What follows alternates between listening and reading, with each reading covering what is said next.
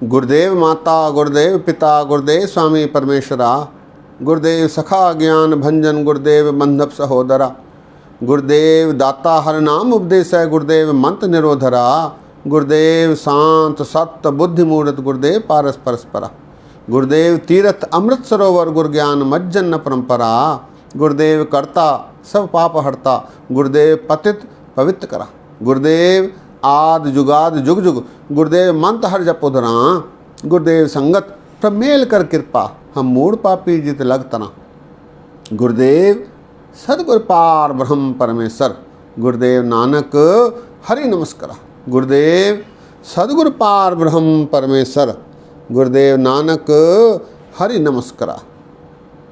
सत्कारियो सत्संगियो, वाहिगुरु जी का खालसा, वाहिगुरु जी की फतेह। परमात्मा अकाल पुरख ने जीवात्मा पर कृपा करके उसे मनुष्य योनि में जन्म दिया है।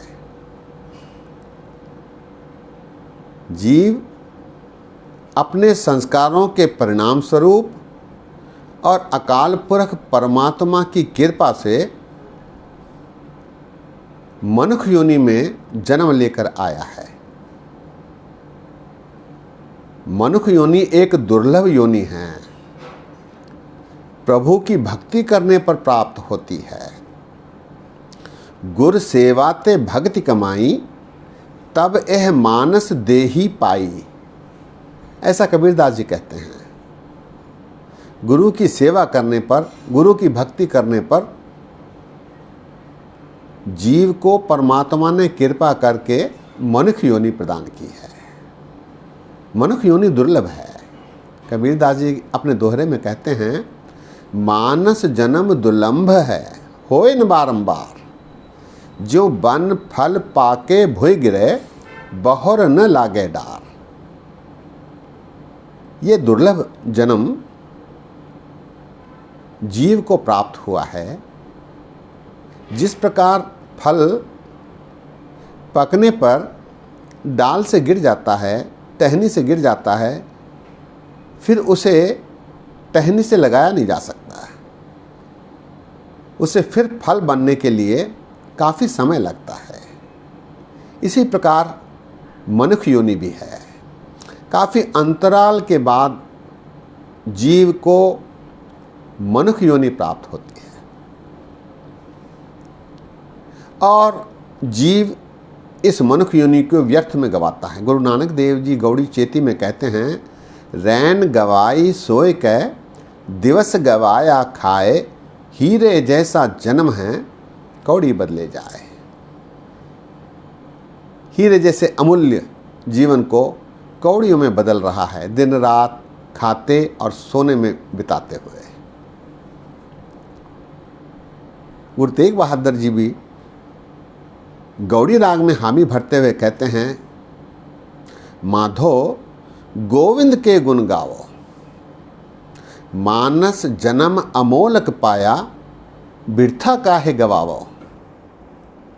ये अमोलक अमूल्य जीवन जीव को प्राप्त हुआ है, इसे बिरथा नहीं गंवाना चाहिए, व्यर्थ में गवा देना नहीं चाहिए। गोविंद के गुण गाने चाहिए, प्रभु की भक्ति करनी चाहिए। सत्संगियों, यहाँ प्रश्न उठता है कि फिर मनुष्य, जो जीव मनुष्य के रूप में आया है, उसका व्यवहार स्वभाव जीवन यापन कैसा हो जिससे कि प्रभु की खुशियाँ, प्रभु की कृपा प्राप्ति हो।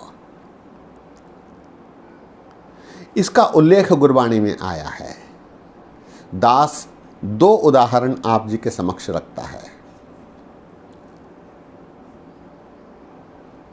गुरु रामदास जी महाराज गौड़ी राग में 11वीं पौड़ी के पहले एक श्लोक में फरमाते हैं, गुर सतगुर का जो सिख अखाए, सो भल के उठ हर नाम धियावे, उदम करे भल के प्रभाती, स्नान करे अमृत सरनावे। उपदेश गुरु हर हर जप जापे, सब किलविख पाप दोख लह जावे। फिर चढ़े दिवस गुरबाणी गावे, बह दियाँ उठ दियाँ हर नाम थी आवे। जो सास गिरास ध्याय मेरा हर हर, सो गुर सिख गुरु मन भावे। जिसनो दयाल होए मेरा स्वामी, तिस गुर सिख गुरु उपदेश सुनावे। जन नानक धूड़ मंगै तिस गुर सिख की, जो आप जपै अवरह नाम जपावे। मनुष्य वही सफल है जो अमृत वेले उठकर जप जाप करता है, अपने आप को स्वच्छ करता है, स्नान करता है,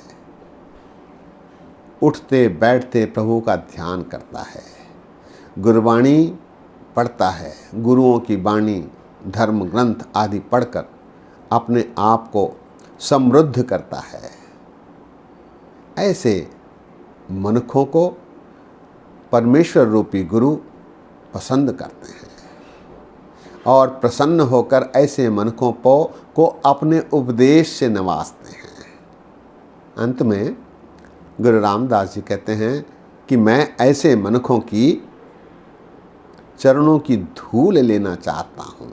जन नानक धूड़ मंगै तिस गुर सिख की, जो आप जपै अवरह नाम जपावे। जो स्वयं भी जपते हैं और दूसरों को भी जपाते हैं। मनुष्य के जीवन को सफल बनाने के लिए कैसा स्वभाव मनुष्य का रहना चाहिए, इसका संकेत गुरु रामदास जी महाराज ने इस श्लोक में दिया है। गुरु गोविंद सिंह जी महाराज ने भी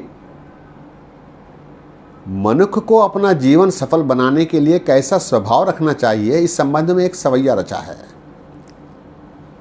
गुरु गोविंद सिंह जी कहते हैं, धन जियो तह को जग में, मुक्ते हरि चित्त में युद्ध विचारे।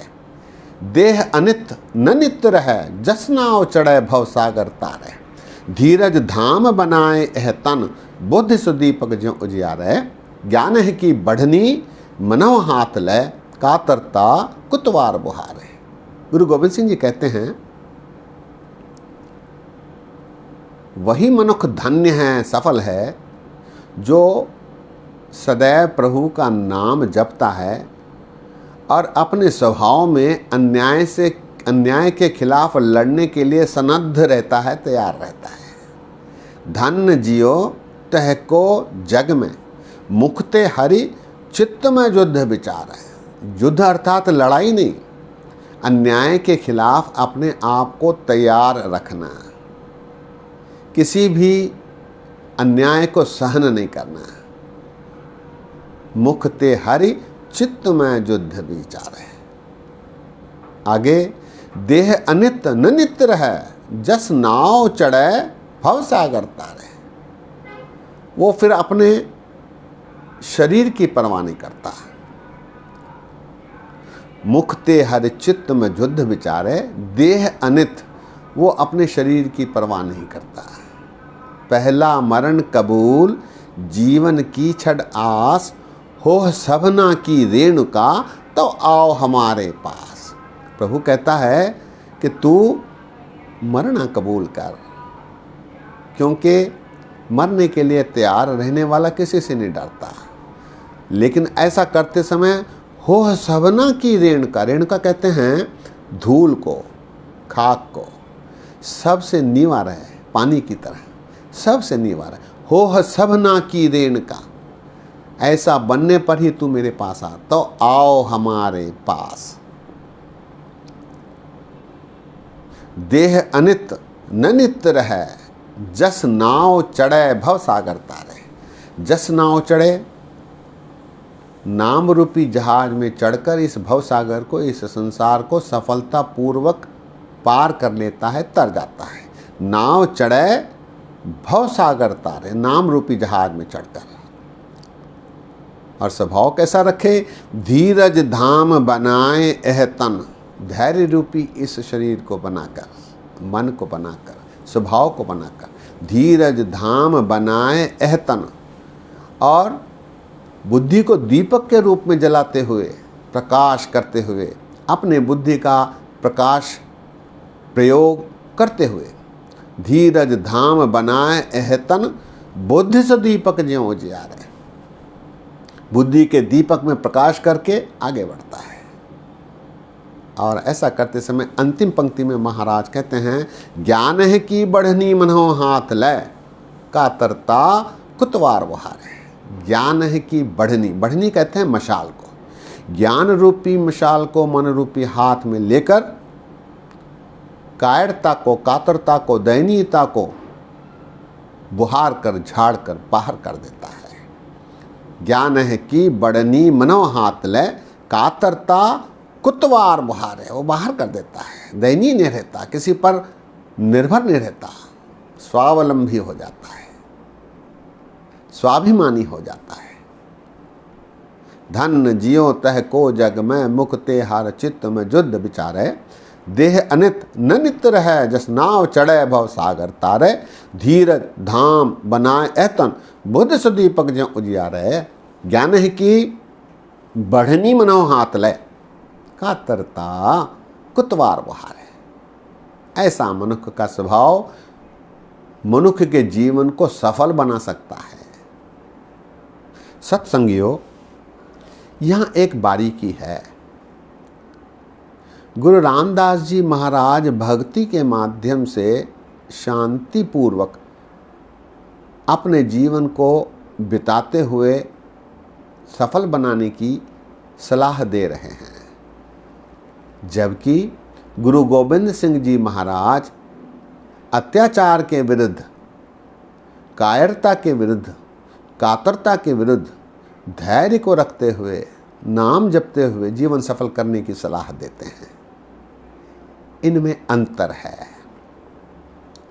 ये अंतर गुरु रामदास जी और गुरु गोविंद सिंह जी महाराज के समय में तात्कालीन परिस्थितियों के अनुसार बना है। समय की परिस्थिति के अनुसार मनुष्य को अपने स्वभाव में परिवर्तन लाना चाहिए। आज का आधुनिक युग गुरु रामदास जी, गुरु गोविंद सिंह जी के तात्कालीन समय से कुछ अलग है। इस आधुनिक युग में 5 विकार और माया अपना प्रकोप मनुष्य पर पूरी तरह डालकर विचलित करने का प्रयास करते रहते हैं। मनुष्य को, जीवात्मा को इस मनुष्य योनि में इन परिस्थितियों से जूझना है और सफलता प्राप्त करना है। काम, क्रोध, लोभ, मोह, अहंकार, 5 विकार और माया, ये जीवन को सफल बनाने में अवरोध पैदा करते हैं, गतिरोध पैदा करते हैं, रोक लगाते हैं, विचलित करते हैं। कतंच चपल मोहनी रूपं पेखनते त्यागं करोति। चपल माया अपना प्रभाव डालती रहती है, मनुष्य विचलित हो जाता है, डिग जाता है। ऐसे में गुरबाणी में अनेक उपदेश, सीख और इनसे बचने के उपाय दर्शाए गए हैं। इनका सदुपयोग करते हुए इस जीवन को, इस जीवात्मा को, मनुष्य योनि को सफल बनाना चाहिए। ऐसी मान्यता है कि मनुष्य को 84 लाख योनियों में जन्म लेना होता है। प्रभु यदि कृपा करे तो इन योनियों को काट देते हैं और यथाशीघ्र ज्यों जल में जल आए खटाना, त्यों ज्योति संग ज्योत समाना, मिट गए गवन पाए विश्राम, नानक प्रभु के सद कुर्बान की परिणति हो जाती है, इसकी प्राप्ति हो जाती है। सत्संगियों, हमें भी प्रयासरत रहना चाहिए। गुरबाणी हमें बहुत सारे गूढ़ विचारों से उपदेश के रूप में समझाती रही है। इन्हें समझना चाहिए, समझते हुए इस जीवन को बिताना चाहिए, ताकि यह लोक सुखिए परलोक सुहेले, नानक हर प्रभ आपह मेले वाली परिस्थिति हम सब की बने और ये आवागमन यथाशीघ्र जितनी जल्दी हो सके कटे। सत्संगियों, बोलते समय दास ने बेअंत गलतियां की हैं। दास को अनजान जानकर क्षमा बख्शो। आज यही विश्राम है। फतेह सांझी करो। वाह गुरु जी का खालसा, वाह गुरु जी की फतेह।